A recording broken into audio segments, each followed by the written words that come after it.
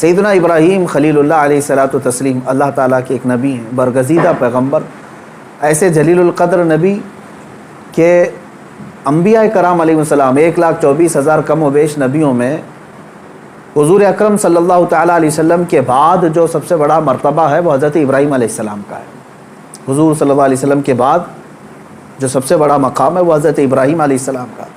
سیدنا ابراہیم علیہ الصلاۃ والتسلیم کی اولاد نہیں تھی، آپ نے تقریباً 90 سال عمر پائی اس وقت تک، بلکہ آپ کی عمر اس سے بھی زیادہ ہوئی۔ جب آپ کی عمر پاک 90 سال تک ہوئی تب تک کوئی اولاد نہیں تھی۔ آپ کی زوجہ ایک حضرت سارہ ہیں اور دوسری حضرت ہاجرہ ہیں۔ پھر روایات یہ بتاتی ہیں کہ 100 سال کی عمر ہو گئی لیکن حضرت ابراہیم علیہ السلام نے دعا کرنا نہیں چھوڑا تھا۔ یہاں سے یہ پتہ چلتا ہے کہ بندہ مایوس نہ ہو۔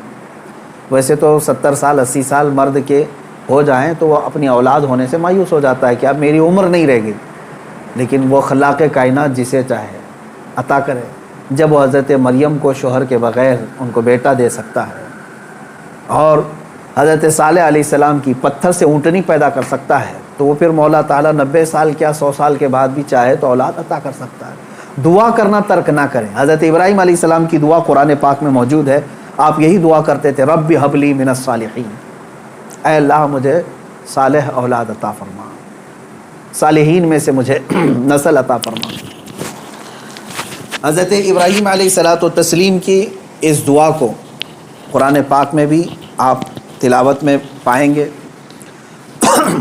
حضرت ابراہیم علیہ الصلاۃ والتسلیم کی اس دعا کو اللہ تبارک و تعالیٰ نے قبول فرمایا اور پھر اللہ تعالیٰ نے ارشاد فرمایا کہ ہم تمہیں ایک بیٹا عطا کرتے ہیں۔ وہ کیسے معاملات ہوئے یہ بھی دیکھیے۔ حضرت ہاجرہ حضرت ابراہیم علیہ السلام کی اہلیہ، وہ گھر میں موجود ہیں، کچھ فرشتے آئے اور فرشتوں نے آ کر کے بشارت دی کہ اللہ تبارک و تعالیٰ تمہیں بیٹے سے نوازنے والا ہے۔ تو کہنے لگی کہ میں اتنی بوڑھی ہو گئی ہوں، ان کی خود کی عمر 90 سال کے اوپر کی تھی، کہا اتنی بوڑھی ہو گئی ہوں کیا مجھے بچہ ہو سکتا ہے؟ فرشتوں نے کہا ہاں، اللہ تبارک و تعالیٰ جو غالب حکمت والا ہے وہ چاہے تو ہو سکتا ہے۔ تو پھر اللہ تبارک و تعالیٰ نے یہ بشارت دی اور بڑھاپے میں حضرت ابراہیم علیہ السلام کو بیٹے کی بشارت سے نوازا اور اس کے بعد حضرت اسماعیل علیہ السلام کی ولادت ہوئی۔ چند دنوں کے بعد، چند سالوں کے بعد حضرت سارہ سے حضرت ابراہیم علیہ السلام کو دوسرے بیٹے بھی ہوئے، حضرت اسحاق علیہ السلام، یعنی اسی عمر میں۔ اور یہ وہ لوگ ہیں، یہ 2 بیٹے ایسی عمر میں ہوئے۔ اب یہاں بتاتا ہوں میں آپ کو صبر کا اور استقامت کا پھل کتنا عظیم ہوتا ہے۔ 100 سال تک ابراہیم علیہ السلام صبر کرتے رہے اولاد کو، اور اس کے بعد اللہ نے اولاد دیا، 2 بیٹے دیے، ایک اسماعیل علیہ السلام اور دوسرے اسحاق علیہ السلام۔ ان دونوں نبیوں کے بارے میں اگر میں آپ کو بتاؤں، اسحاق علیہ السلام وہ نبی ہیں، حضرت ابراہیم علیہ السلام کے وہ بیٹے ہیں جن کو اللہ نے نبی بھی بنایا، اور ان کی نسل میں 30,000 سے زیادہ نبی پیدا کیے تقریباً۔ بنی اسرائیل پوری نسل جو ہے وہ اسحاق علیہ السلام کی نسل ہے۔ اسحاق علیہ السلام کے بیٹے یعقوب علیہ السلام، یعقوب علیہ السلام کے بیٹے یوسف علیہ السلام، یہاں سے پوری بنی اسرائیل چلی، اس میں ہزاروں نبی آئے۔ ابراہیم علیہ السلام کو ایک بیٹے اسحاق علیہ السلام کی نسل میں سارے نبی عطا کیے، اور دوسرا بیٹا جو اسماعیل علیہ السلام عطا کیے، ان کی نسل میں تو سید الانبیاء حضور صلی اللہ علیہ وسلم عطا ہے، محمد رسول اللہ صلی اللہ علیہ وسلم علیہ افضل التحیت و اکمل التسلیمات۔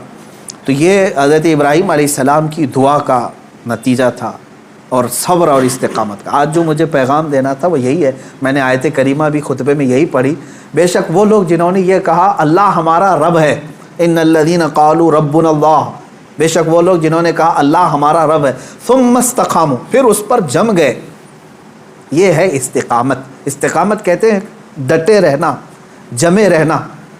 اب اس کے متعلق جو قرآن کہتا ہے تتنزل علیہم الملائکہ، ان پر اللہ تعالیٰ فرشتے اتارتا ہے۔ کیا کہتے ہوئے آتے ہیں فرشتے؟ اللہ تخافوا ولا تحزنوا، گھبراؤ مت، ڈرو مت، ہم تمہیں وہ بشارت دینے آئے ہیں جس جنت کا اللہ نے تم سے وعدہ کیا ہے۔ تھوڑے دن اور باقی رہو، تھوڑے دن اور جمے رہو، اور ڈٹے رہو۔ یہ استقامت کرتا ہے بندہ، استقامت پر فائز ہوتا ہے تو فرشتے اس کی مدد کے لیے اترتے ہیں۔ ہاں اتنا ہے کہ ہلا دیے جائیں گے، تمہاری خواہشات کے خلاف معاملات آئیں گے، تمہارے نفس کے خلاف معاملات آئیں گے، اسی پر جمے رہنے کا نام استقامت ہے۔ اور استقامت کا معنی اتنا عظیم ہے کہ صوفیہ اکرام نے کیا فرمایا معلوم ہے؟ الاستقامت فوق الکرامت، عربی میں فرمایا استقامت جو ہے یہ کرامت سے بھی بڑھ کر کے ہے۔ لوگ کہتے ہیں نا کرامت کا مطلب اکثر لوگوں نے ہی سمجھا کہ وہ انہونی چیز دکھانا، یعنی جو ایسی چیز جو کو دیکھ ہی نہیں پائے، ہوا میں کوئی اڑ کے دکھا رہا ہے، پانی پہ کوئی چل کے دکھا رہا ہے، تو اس کو بہت سارے لوگ کیا سمجھتے ہیں؟ یہی کرامت ہے۔ محیر العقول چیزیں، یعنی جو عقل کو عاجز کر دیں۔ اور فرمایا گیا ان کرامتوں سے سب سے بڑھ کر کے استقامت ہے، یعنی شریعت پر جمے رہنا، ڈٹے رہنا۔ میں اس پر آتا ہوں، حضرت ابراہیم علیہ السلام کے اس واقعے کو میں مختصر کرتا ہوں۔ بیٹا ہوا، 100 سال تک صبر کرنے کے بعد پھر اللہ تبارک و تعالیٰ نے امتحانات ایسے لیے کہ ابراہیم علیہ السلام کو ترک وطن کرنا پڑا ہے، یعنی آپ کا ایک شہر جو ہے بابل تھا، عراق۔ واقعہ تفصیل سے آپ کو پھر کبھی، وہاں آپ کو ہجرت کرنا پڑا، وہاں سے وطن چھوڑ دیا آپ نے، آپ کو جان کی بازی بھی لگانی پڑی، آگ میں آپ کو ڈالا گیا ہے، جان کے ساتھ بھی آپ کا امتحان ہوا، اس میں بھی آپ استقامت پر تھے۔ جب آپ کو نمرود آگ میں پھینک رہا تھا، جبرائیل علیہ السلام آئے اس وقت اور پوچھنے لگے الک حاجت یا خلیل اللہ، اے اللہ کے خلیل کوئی حاجت ہو تو بتائیں۔ تو حضرت ابراہیم علیہ السلام آگ میں پھینکے جا رہے ہیں، اس وقت بھی کیا کہتے ہیں؟ ہاں ہے حاجت لیکن اللہ سے ہے، میرا مولا میرے ساتھ ہے۔ یہ استقامت اور توکل کا اعلیٰ درجہ۔ تیسرا جو ہوا آپ کے ساتھ وہ اولاد۔ اور آپ کو یہ بھی میں بتا دوں کہ اب اولاد دیا اللہ تعالیٰ نے، پھر حکم یہ فرمایا، خواب میں حضرت ابراہیم علیہ السلام کو یہ کہا گیا کہ آپ اپنے بیٹے کی قربانی دیں اللہ کی بارگاہ۔ لیکن ابراہیم علیہ السلام نے خواب میں دیکھا تو اس کے بدلے میں آپ نے جانتے ہیں تقریباً آپ نے 100 اونٹوں کو ذبح کر دیا، اونٹ ذبح کیے۔ شاید اس خواب کی تعبیر یہ ہو۔ دوسرے دن پھر خواب وہی آیا، پھر آپ نے ذبح کیے۔ تیسرے دن پھر خواب آیا، تب آپ نے یقین کے ساتھ یہ فرمایا کہ مجھے میرے بیٹے اسماعیل کی ہی قربانی کا حکم دیا جا رہا ہے۔ پھر حضرت ابراہیم علیہ السلام، یعنی اونٹوں کے ذبح کرنے میں مال بھی تو کتنا قربان ہوا۔ تو اب میں جو بتانا چاہ رہا ہوں اب وہ آخری بات سنیں۔ اسماعیل علیہ السلام کو بلایا اپنے قریب، جب ابھی حضرت اسماعیل علیہ السلام کی عمر پاک شباب کو نہیں پہنچی تھی، جوانی کے قریب آ رہی تھی۔ بلا کر کے کہنے لگے کہ انی ارا فی المنام انی اذبحک، اے اسماعیل میں نے خواب میں دیکھا ہے اور اللہ کا حکم یہ پایا ہے کہ میں تمہیں ذبح کر رہا ہوں، تم کیا کہتے ہو؟ حضرت اسماعیل علیہ السلام نے کیا کہا؟ یا ابت افعل ما تؤمر ستجدنی ان شاء اللہ من الصابرین، اے میرے والد گرامی آپ کو جس بات کا حکم دیا گیا ہے وہ کر جائیے، آپ انشاءاللہ آپ مجھے صبر کرنے والا پائیں گے۔ اسماعیل علیہ السلام، بیٹے کو کوئی یہ کہے، اب یہ اسی کے لیے شاعر نے یہ کہا ہے، یہ مکتب کی کرامت تھی کہ فیضان نبوت تھا، سکھائے کس نے اسماعیل کو آداب فرزندی۔ ہاں بہرحال اب جو معاملہ پیش آیا وہ پتہ ہے آپ کو، حضرت اسماعیل علیہ السلام کو لے گئے مینا میں، وہ جگہ آج بھی باقی ہے جہاں حجر اسماعیل کہہ کر کے ایک پتھر رکھا گیا ہے، وہاں پر اسماعیل علیہ السلام کو لٹایا گیا۔ ابراہیم علیہ السلام نے اپنی آنکھوں پر پٹی باندھ لی، ان کے ہاتھ پیر کو باندھ دیا، اور اس کے بعد تیز چاقو سے ان کے گردن پر چھری چلائی، لیکن چھری نہ چلی۔ روایات یہ بتاتی ہیں کہ آپ نے اس چھری کو پتھر پر مارا، پتھر 2 ٹکڑے ہو گیا، کٹ گیا، لیکن نرم و نازک گلا نہیں کٹا، 2 مرتبہ نہیں کٹا۔ تیسری مرتبہ آپ نے زور سے چلایا تو کٹ گیا مگر گلا نہیں۔ اللہ تبارک و تعالیٰ کے حکم سے جبرائیل علیہ السلام ایک دمبا جنت سے لے آئے اور اسماعیل علیہ السلام کو وہاں سے ہٹا کر کے دمبا رکھا، دمبا ذبح ہو گیا۔ اسماعیل علیہ السلام کھڑے رہے۔ ابراہیم علیہ السلام جب ذبح کر چکے تو اپنی آنکھوں سے پٹی ہٹا کر کے آپ اللہ کا شکر ادا کر رہے تھے کہ اے مولا تیرا جو حکم تھا وہ میں نے مکمل کر دیا۔ تو جب آپ نے پٹی ہٹا کر کے دیکھی تو بکرا ذبح ہے اور اسماعیل علیہ السلام سلامت ہے، تو رب تبارک و تعالیٰ نے یوں ارشاد فرمایا، قد صدقت الرؤیا یا ابراہیم، اے ابراہیم تو نے ہمارے بتائے ہوئے خواب کو سچ کر دکھایا۔ وَنَادَيْنَاهُ بِذِبْحٍ عَظِيمٍ، ہم نے اسماعیل کو ذبح عظیم کے نام سے پکارا۔ اللہ تعالیٰ نے فرمایا، اللہ تبارک و تعالیٰ یہ امتحان لے رہا تھا۔ یہ انبیاء کرام علیہ الصلاۃ والتسلیم کے ساتھ ہے، ایسا نہیں ہے کہ سارے لوگ یہ کر پائیں گے۔ وہ اس درجے کے ایمان والے تھے، ان کو اسی انداز سے امتحان لیا گیا۔ اب جو بات، دو چیزیں عرض کرنی ہے۔ پہلی بات تو یہ ہے کہ بعض مفسرین نے اور عاشقان رسول نے اس میں پیارا نقطہ یہ بیان فرمایا، گلا نہ کٹنا، ذبح نہ ہونا کیا وجہ تھی؟ تو فرمایا گیا اس لیے کہ اسماعیل علیہ السلام کی پیشانی میں نور محمدی تھا۔ حضور اکرم صلی اللہ تعالیٰ علیہ وسلم کا نور پاک تھا، انہی کی نسل میں حضور تشریف لائے، ابھی دنیا میں نور محمدی کو آنا تھا۔ اب بعض مفسرین اس بات پر ہی نہیں رکتے بلکہ ان تمام چیزوں کو اوپر تک لے جاتے ہیں۔ ابراہیم علیہ السلام کو آگ نے نہیں جلایا، وہاں پہ بھی نور محمدی ان کے پیشانی میں تھا۔ نوح علیہ السلام کی کشتی غرق نہیں ہوئی اس لیے کہ نوح علیہ السلام کی پیشانی میں بھی نور محمدی تھا۔ بہرحال دوسری بات میں جو بتانا چاہ رہا ہوں وہ 4 چیزیں تھیں۔ ابراہیم علیہ السلام کا وطن سے ہجرت کرنا، ان کا آگ میں ڈالا جانا اور ان کا جانوروں کو ذبح کرنا، پھر چوتھے نمبر پر اولاد۔ کوئی بھی انسان اپنی زندگی میں 4 چیزوں سے بے انتہا محبت کرتا ہے، 4 چیزیں اس کی بہت محبوب ہوتی ہیں۔ پہلی چیز اس کا وطن، جہاں پر پیدا ہوا، جہاں رہ رہا ہے، اس سے محبت کرتا ہے۔ دوسری چیز وہ اپنے مال سے محبت کرتا ہے۔ تیسری چیز وہ اپنی اولاد سے محبت کرتا ہے۔ چوتھی چیز وہ اپنی جان سے محبت کرتا ہے۔ اور امتحان انہی چیزوں سے ہوتا ہے جس سے محبت کیا جاتا ہے، ایسی دوسری چیزوں سے نہیں امتحان لیا جاتا۔ آپ کو جو چیز ناپسند ہے میں کہوں وہ دے دو، وہ فوراً اٹھا کے دے دیں گے، جیسے گھر میں رکھا ہوا کچرا اٹھا کر کے فقیروں کو دے دیتے ہیں۔ ہاں، امتحان تو اس وقت ہوگا جو اپنے مزے کی اور پسندیدہ چیز آپ بنا رہے تھے اور پھر آپ کو کہا گیا اس میں سے دے دو، تب مشکل ہو جاتا ہے۔ ہاں، جو دے دیا اور پھر وہ امتحان میں کامیاب ہوا، اپنی پسندیدہ چیز۔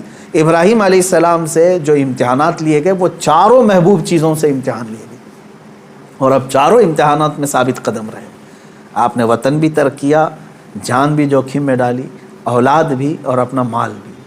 پھر اللہ تبارک و تعالیٰ نے اس عظیم مقام پر آپ کو فائز فرمایا جو حضرت ابراہیم علیہ السلام کو آج بھی کیا لقب ہے معلوم؟ ابو الانبیاء کہا جاتا ہے۔ ابو الانبیاء یعنی نبیوں کے باپ ہیں۔ اب عزیزان گرامی، ان واقعات میں میرے سنانے کا مقصد یہ تھا کہ ہمارے بچوں تک یہ واقعہ پہنچ جائے تفصیل سے، پھر آپ اپنے گھروں میں اپنی اولاد کو سنائیں ضرور۔ لیکن اس پورے واقعے سے ایک جو جذبہ ملتا ہے وہ ہے استقامت کا۔ یہی میرا میسج ہے آج کا، یہی میں پیغام دینا چاہتا ہوں۔ کسی بات پر جمے رہنا، ڈٹے رہنا، یہ انبیاء کی سنت ہے۔ ہاں، ہلا دیے جائیں گے، تمہیں تکلیف میں ڈالا جائے گا، لیکن جمے رہو گے تو اسی طرح کے انعامات کی بارشیں بھی ہوگی۔ آپ کو پتہ ہے حضرت بلال حبشی رضی اللہ تعالیٰ عنہ کو جب مکہ والے زنجیروں میں جکڑتے تھے یا پھر رسی باندھ کر کے مکہ کی گلیوں میں کھینچتے تھے، صحابہ اکرام حضور صلی اللہ علیہ وسلم کی بارگاہ میں تشریف لائے، عرض کرنے لگے یا رسول اللہ صلی اللہ علیہ وسلم کیا ہم حق پر نہیں ہیں؟ حضور نے فرمایا کیوں نہیں؟ کہا پھر کیوں ہمیں اتنی تکلیف دی جاتی ہے، کیوں ہمیں اس طرح سے غریب صحابہ کو مارا جاتا ہے؟ ہم حق پر ہیں تو پھر یہ ہمارے اوپر حاوی کیوں ہوتے ہیں؟ اب سنیں، بہت سارے لوگوں کا آج بھی سوال یہی ہے کہ آج ہم اتنی بڑی تعداد میں ہیں، ہم ہی خدا کی عبادت کرتے ہیں، ہم ہی رسول پاک کی رسالت کا اقرار کرتے ہیں، قرآن کے قاری ہم ہیں، اذان کے دینے والے ہم ہیں، نمازوں کے قائم کرنے والے ہم، تکلیف ہم ہی کو سب سے زیادہ ہے، مارے جا رہے ہیں ہم ہی سب سے زیادہ آج دنیا میں۔ یہ سوال آج بھی گردش کرتا ہے۔ صحابہ بھی یہ سوال لے کر کے حضور پاک صلی اللہ علیہ وسلم کی بارگاہ میں حاضر آئے۔ میرے آقا صلی اللہ علیہ وسلم نے جواب میں جو ارشاد فرمایا وہی ہم سب کے لیے بھی آج عبرت ہے، وہی آج ہم سب کے لیے بھی درس ہے۔ حضور اکرم صلی اللہ علیہ وسلم نے اس صحابی سے فرمایا جنہوں نے سوال کیا، کہا کہ اللہ تبارک و تعالیٰ جس کا جیسا ایمان ہوتا ہے ویسا امتحان لیتا ہے، اور آج تم لوگوں سے جو امتحانات لیے جا رہے صحابہ سے، حضور نے فرمایا اس سے کئی درجہ کٹھن امتحانات انبیاء سے لیے گئے۔ حضور اکرم صلی اللہ علیہ وسلم نے ارشاد فرمایا انبیاء میں سے بعض وہ نبی ہیں جیسے حضرت زکریہ علیہ السلام، یہودیوں نے ان کے قتل کا منصوبہ بنایا اور ان کے پیچھے لگ گئے، یہاں تک کہ آپ جان چھڑاتے ہوئے ایک جگہ ایسے آئے، اللہ کے نبی ہیں، ایک درخت کے قریب آئے، درخت سے کہا کہ تو پھٹ جا میں تیرے اندر داخل ہوتا ہوں۔ زکریہ علیہ السلام اس درخت کے اندر آئے، یہودیوں نے پیچھا کیا کافی دیر تک، شیطان ابلیس لعین یہودیوں کو اشارہ کر کے بتایا اس درخت کے اندر وہ چھپے ہوئے ہیں، تم آری لو اور اوپر سے کاٹ ڈالو۔ یہودیوں نے اس درخت کو اوپر سے کاٹنا شروع کر دیا، جس پورے درخت کے پیٹ کے اندر حضرت زکریا علیہ السلام ہے، اوپر سے آری سے وہ کاٹتا جا رہا ہے یہودی، اور وہ سب کاٹتے جا رہے ہیں، آری کے کٹنے کی آواز آپ کو آ رہی تھی اور سر مبارک تک پہنچ چکا تھا، آپ آواز نکالتے، اللہ تبارک و تعالیٰ کی طرف سے یہ حکم آیا، اے زکریا صبر کر جاؤ، اور اگر اس پر تم نے صبر نہیں کیا تو صابرین میں سے تمہارا نام نہیں آئے گا۔ حضرت زکریا علیہ السلام خاموش ایسے رہے کہ پوری آری نے سر کو چیر دیا، بدن کو چیر دیا، پورے جسم کو چیر دیا، لیکن آپ نے آہ تک نہیں کہا، اف یہ تمام الفاظ بھی نہیں ادا کیے۔ احادیث میں یہ حضرت زکریا علیہ السلام کا استقامت، آپ جمے رہے، ڈٹے رہے، کٹ گئے، جسم پاک دو الگ الگ ٹکڑوں میں تبدیل ہو گیا۔ اب اندازہ کریں ان واقعات کو حضور اکرم صلی اللہ علیہ وسلم نے صحابہ کو سنایا۔ حضرت یحییٰ علیہ السلام پیش کیے گئے، 33 سال کی جوانی ہے، بادشاہ کے خلاف آپ نے فتویٰ دیا تھا، وہ 2 بہنوں کو ایک نکاح میں رکھا تھا، آپ نے فرمایا حرام ہے تیرے۔ بادشاہ نے کہا تم کیا مجھے بھی فتویٰ دو گے، مجھے بھی سکھاؤ گے؟ حضرت یحییٰ علیہ السلام نے کہا اللہ کی شریعت ہے، وہ ہر ایک پر نافذ ہے۔ اس بادشاہ نے اپنے خلاف اس فتوے کو دیکھ کر کے آپ کے قتل کا حکم دیا، اور آپ کو قتل بھی کیا گیا، آپ کا سر مبارک الگ کر کے تشت میں رکھا گیا۔ نبی کی بات کر رہا ہوں، حق بات بولنے پر یہ مصیبتیں آئیں گی۔ اسی لیے شاعر نے بہت اچھے انداز میں کہا، یہ شہادت گئے الفت میں ہے قدم رکھنا، لوگ آسان سمجھتے ہیں مسلمان ہونا۔ ہاں لوگ یہ سمجھتے ہیں کہ آپ مسلمان ہیں، ہم کو تو کچھ ہونا ہی نہیں چاہیے۔ اگر کچھ ہونا ہی نہیں چاہیے تو پھر تم جو ہے بہت عیش و عشرت میں رہ رہے ہو، اور اپنے ایمان کی خیر لو، تم گزارے جاؤ گے۔ اگر امتحانات سے تو اللہ رب العزت کا شکر بجا لانا کہ ہاں تمہارا ایمان سلامت ہے، اور اللہ تبارک و تعالیٰ تمہارا ایمان بلند کرنا چاہتا ہے۔ کیا اصحاب کہف نہیں آزمائے گئے؟ اصحاب کہف 7 لوگ تھے، ایمان چھپائے ہوئے تھے، اور بادشاہ سے ڈر کر کے پھر وہ اپنا شہر چھوڑ کر کے نکل پڑے۔ تو جس غار میں وہ جا کر پناہ لیے، بادشاہ نے ظلماً ان کے اوپر دیوار بنا دیا، ان کی قبر بنا دیا اسی میں۔ لیکن قرآن پاک آج بھی گواہی دیتا ہے، اللہ تعالیٰ ان استقامت پر قائم بندوں کو اللہ تعالیٰ نے ایسی فضیلت سے نوازا کہ آج تک وہ اپنے غار میں سوئے ہوئے ہیں۔ اور قرآن کہتا ہے کہ سورج بھی ان کے اوپر سے ڈائریکٹ نہیں جاتا، جب کہف پر آتا ہے غار پر تو یا تو دائیں ہو جاتا ہے یا بائیں ہو جاتا ہے۔ وَتَرَى الشَّمْسَ إِذَا طَلَعَتْ تَزَاوَرُ عَنْ كَهْفِهِمْ ذَاتَ الْيَمِينِ وَإِذَا غَرَبَتْ تَقْرِضُهُمْ ذَاتَ الشِّمَالِ۔ سورہ کہف میں ایمان پر قائم رہنے والوں کے لیے اللہ تعالیٰ انعامات نازل کرتا ہے۔ آج کے دور میں بہت سارے لوگ پریشان اس بات سے ہیں، ارے کیا ہو جائے گا ہمارے ساتھ۔ اور خصوصاً علماء سے میں یہی گزارش کروں گا کہ حق بات بولنے میں اگر گردن چلی جاتی ہے تو اس کی پرواہ نہ کریں، اس لیے کہ یہ ہماری شریعت میں صحابہ کی سنت اور تابعین کی سنت رہی ہے۔ مجھے ایک بات یاد آتی ہے، سیدنا امام احمد بن حنبل رضی اللہ تعالیٰ مشہور امام ہیں، تقریباً ہمارے اماموں میں سے جو سب سے زیادہ تکلیف اٹھانے والے، مشقت اٹھانے والے امام وہ امام احمد بن حنبل ہیں۔ اللہ تبارک و تعالیٰ ان کی تربت پر ہزاروں رحمتیں نازل کرے۔ کبھی امام احمد بن حنبل کو پڑھ لینا، آنکھیں بھیگ جائیں گی۔ اپنے زمانے کی سختیاں انہوں نے برداشت کی ہیں، وقت کے ظالم خلفاء کے خلاف کھڑے ہوئے ہیں۔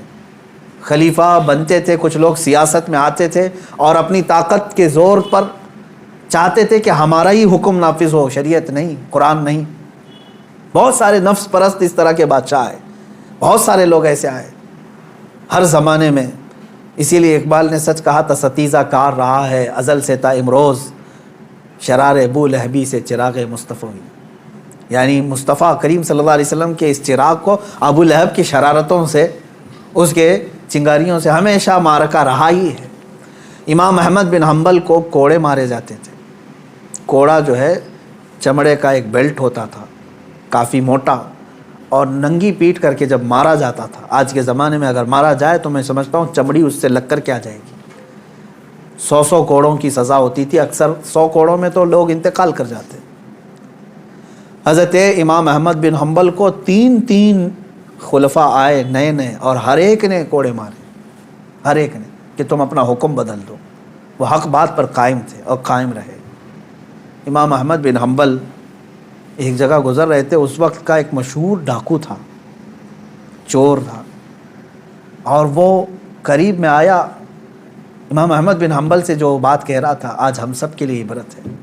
اس نے کہا اے احمد بن حنبل 300 کوڑے کھائے تم نے، 100 200 300، مجھے دیکھو میں نے تقریباً چوری کے جرم میں 1500 کوڑے کھائے، لیکن ابھی بھی چوری چھوڑا نہیں میں، چوری کرتا پکڑا جاتا، چوری پر اتنے 100 کوڑے نہیں مارے جاتے، کبھی 20 کوڑے کبھی 25 کوڑے کبھی 40 کوڑے، قاضی اس طرح لگاتے رہے، تو وہ گن کے رکھا ہوا ہے، وہ کہتا ہے میں نے اب تک 1500 کوڑے کھا لیے لیکن ابھی چوری چھوڑا نہیں ہوں۔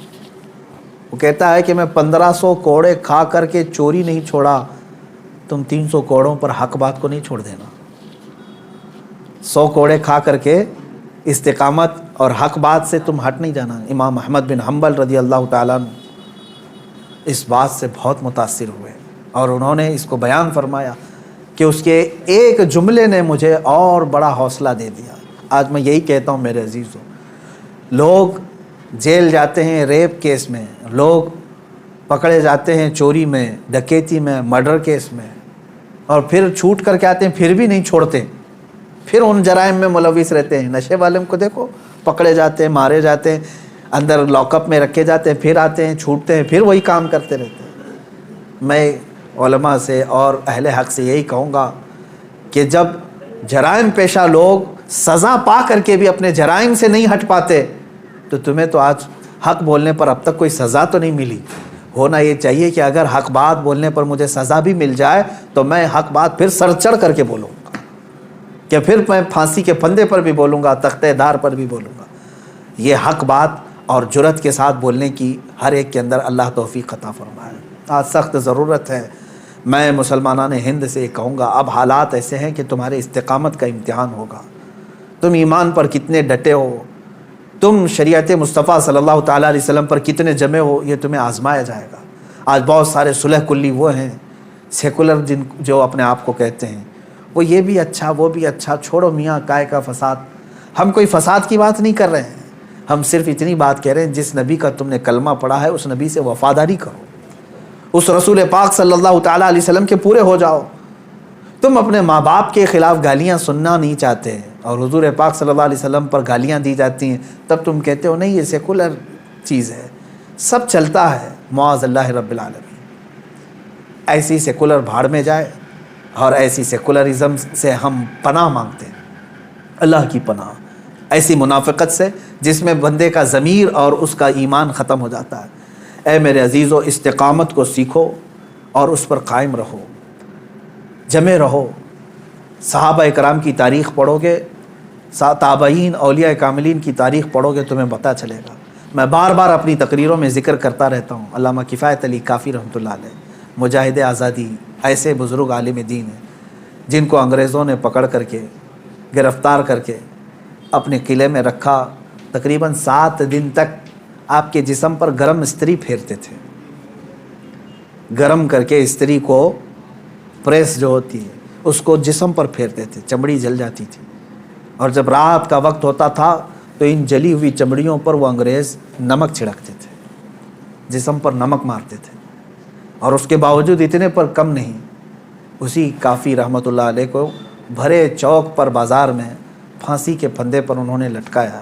ایک جم غفیر نے دیکھا، مجمع عام میں آپ کو پھانسی پر لٹکایا جا رہا تھا، لیکن ذرا برابر بھی پیشانی پر شکن ہے، چہرے پر ملال ہے، کہیں کوئی افسردگی ہے، پشیمانی ہے، کچھ نہیں ہے، کھلا چہرہ۔ تختہ دار پر جانے والا بھی عاشق رسول یہ گنگناتے ہوئے جاتا ہے، کوئی گل باقی رہے گا نہ چمن رہ جائے گا، پر رسول اللہ کا دین حسن رہ جائے گا۔ اطلس و کم خواب کی پوشاک پہ نازاں نہ ہو، اس تنے بے جان پر خاکی کفن رہ جائے گا۔ سب فنا ہو جائیں گے، سب فنا ہو جائیں گے وہ لیکن حشر تک، سب فنا ہو جائیں گے کافی وہ لیکن حشر تک، نعت حضرت کا زبانوں پر چلن رہ جائے گا۔ یہ حضرت کفایت علی کافی رحمۃ اللہ تعالیٰ علیہ کی استقامت ہے۔ ایک اور بزرگ ہیں حضرت عنایت احمد کاکوروی رحمۃ اللہ علیہ، ان کو سزا دی گئی انڈمان نکوبار میں کالا پانی۔ علامہ فضل حق خیرآبادی رحمۃ اللہ علیہ، کچھ وہ علماء بھی ہیں جن کو ایسی سزائیں دی گئی تھی کہ ریڑھ کی ہڈی توڑ دی گئی تھی، وہ کھڑے نہیں ہو سکتے تھے، یعنی ان کو 5-5 6-6 سال تک ایسی جگہ پر بٹھایا گیا کہ ان کی گردن سیدھی نہیں ہو سکتی تھی، چھت اتنا نیچے کر کے ان کو اس طرح سے رکھا گیا ہے کہ پوری کمر کی ہڈی سے لے کر کے گردن تک مڑ چکی تھی، ایک انگریز وہ خود اپنی کتاب میں لکھتا ہے کہ دلی کی سرزمین پر میں اپنے ایک بڑے آقا سے ملنے کے لیے گیا تو اس کے گھر میں کباب کی بو آ رہی تھی. میں نے پوچھا اتنی رات گوشت کے بھوننے کی خوشبو کہاں سے؟ تو اس نے اپنے گھر کے پیچھے والا دروازہ کھول کر کے بتایا وہاں پر علماء اہل سنت کو آگ سے داغا جا رہا تھا, گرم کوئلے لگائے جا رہے تھے, وہ ان کے بدن پر لگنے والی گوشت کی بو پورے گھر میں محسوس کی جا رہی تھی. انگریزوں نے تاریخ میں لکھا ہے. میرے عزیزوں, ان تمام حالات کو بھی فیس کیا ہمارے علماء اہل سنت نے, لیکن وہ ٹس سے مس نہیں ہوئے, اپنا دین نہیں بیچا, اپنے ایمان کا سودا نہیں کیا, نہ جا کر کے گستاخان رسول کے پیروں میں ان کی دھوتیوں میں چھپ کر بیٹھے رہے, نہ مال لے کر کے انہوں نے اپنے دین کا سودا کیا. آج بھی جس کی غیرت زندہ ہے, جس کا ضمیر جاگ رہا ہے, میں ان سے کہوں گا کہ اس قربانی میں آپ یہ محسوس کریں کہ اس قربانی کا سب سے بڑا میسج استقامت ہے, دین پر قائم رہنا. اللہ تبارک و تعالیٰ بڑے سے بڑے امتحانات اگر لے, اس پر ثابت قدم رہنے کی دعا بھی اسی سے مانگے. اور آج کے زمانے میں جو حالات ہمارے بنائے جا رہے ہیں, اس میں بھی بھیک مانگو رب ذوالجلال سے, خیرات میں مانگو اے اللہ حالات اب ایسے آ گئے کہ لوگ ایمان پر قائم رہنا ان کا مشکل ہو گیا ہے, دین پر قائم رہنا مشکل ہو گیا ہے. کفار و مشرکین نے زمین تنگ کرنا شروع کر دیا. یہ ہماری شامت اعمال بھی ہے اور اللہ تعالیٰ کی طرف سے امتحان بھی ہے. تمہارے لیے اب اذانیں مشکل کر دی جائیں گی, نمازیں مشکل کر دی جائیں گی, تمہارے چہرے پر داڑھی اب لوگوں کو کھٹکنے لگی, تمہاری ٹوپیاں گڑھنے لگ گئی, تمہاری تعلیم سے ان کو نفرت ہونے لگ گئی. اب قرآن تک آ گئے, قرآن کی آیات کو اب زیر بحث لایا گیا. اب ٹی وی میں, میڈیا میں اب جو ڈیبیٹ چلے گا وہ قرآن کی آیتوں کو لے کر کے. اب تک مجھے بتاؤ, یہ سوشل میڈیا ہو یا ٹی وی ڈیبیٹ ہو, یہاں دوسری کوئی مذہبی کتابیں نہیں لائی جاتی کبھی ڈیبیٹ میں. آج تک سنا کبھی آپ نے تلمود کو, اولڈ ٹیسٹمنٹ کو, بائبل کو موضوع بحث بنایا گیا, وہ اس میں ایسی آیتیں, اس میں ایسی آیتیں, آج تک کبھی سنا آپ نے؟ یا پھر ہندوؤں کی مقدس کتابیں, چائنیز کی جو مقدس کتابیں, بدھزم کی جو مقدس کتابیں, نہیں لایا جاتا. موضوع بحث اگر کوئی چیز ہے تو قرآن عظیم ہے. آج قرآن پاک کو ٹارگٹ کیا جاتا ہے, اس کی آیتوں پر بحث کیا جا رہا ہے. کیا ہو گیا مسلمانوں کو؟ آج تمہارا امتحان ہے. ہاں, کسی وقت اگر موقع آیا تو میں ضرور پیش کروں گا. یہ جن آیات کو لے کر کے آج بحث کر رہے ہیں, تقریباً سارے مذہب کی کتابوں میں یہ میسج ملے گا. جہاد کے متعلق باتیں کرنے کے لیے قرآن پاک کو یہ ٹارگٹ بناتے ہیں اور کہتے ہیں کہ اس میں جہاد اور لوگوں کو قتل و غارت کرنے کی تعلیم دی جاتی ہے. یہ جن جن آیتوں کو کوٹ کرتے ہیں, میں چیلنج کے ساتھ کہتا ہوں اسی طرح کا میسج میں ہندوؤں کی کتاب میں بھی بتا سکتا ہوں اور عیسائیوں کی کتابوں میں بھی بتا سکتا ہوں. لیکن جانبداری ایسی ہے کہ ان کتابوں کو چھوا بھی نہیں جاتا, بات بھی نہیں کی جاتی. قرآن پاک پر آج سب ہرزہ سرائی کرنے پر مشغول ہیں. میں علماء سے کہتا ہوں, ہزاروں کی تعداد میں علماء اہل سنت موجود ہیں, عشاقان رسول موجود ہیں. اب تمہارے استقامت کا امتحان ہے. جمے رہو ایمان پر, ڈٹے رہو. آ جاؤ مصطفیٰ کریم صلی اللہ تعالیٰ علیہ وسلم کے اخلاق حسنہ پر. تم نے دنیا بہت دیکھی, عیاشیاں بہت کر لیں, فیشن شو بہت کر لی, اپنے نفس کو بہت راضی کر لیا. کچھ مصطفیٰ کریم صلی اللہ علیہ وسلم اور ان کے رب ذوالجلال کو راضی کرنے کے لیے بھی کام کر لو. تم نے کپڑے پہنے اپنے نفس کو راضی کرنے کے لیے اور چند شیاطین کو اور چند دوستوں کو راضی کرنے کے لیے. اپنے چہرے کی حیت بنائی, اپنے گھر بار کو بنایا چند لوگوں کو راضی کرنے کے لیے. اے مسلمانوں, آج اپنے رب ذوالجلال کو راضی کرنے کی طرف بھی تو قدم بڑھاؤ کہ میں جس کی طرف لوٹایا جانے والا ہوں اس کو بھی راضی کرنے کا میں کوئی تو کام کروں.